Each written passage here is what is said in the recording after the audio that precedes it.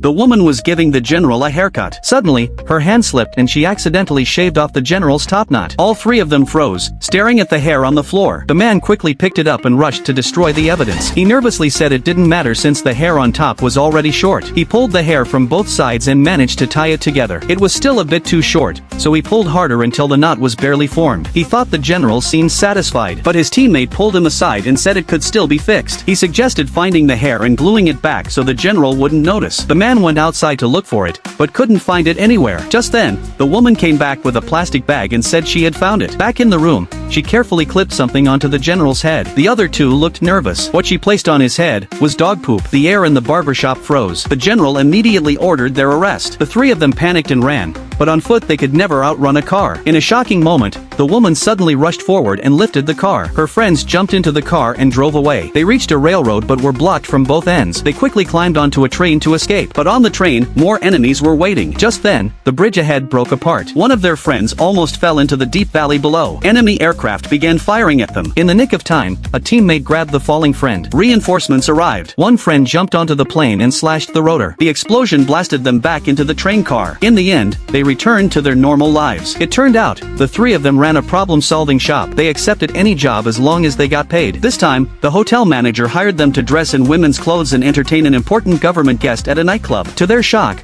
that important guest was the same general who had asked them for a haircut earlier. Once they recognized him, they tried to flatter him by playing the general game. Whoever drew the general card could order someone with a number card to do anything. In the first round, number 4 had to appear in just underwear. To impress the general, the man told someone to take off their clothes. But it turned out the one who drew that card was the general. Everyone was embarrassed, but the game continued. The teammate's sister drew the general card next. Trying to make up for the mistake, she ordered number 3 to undress for whoever looked coldest. Once again, number 3 was the general.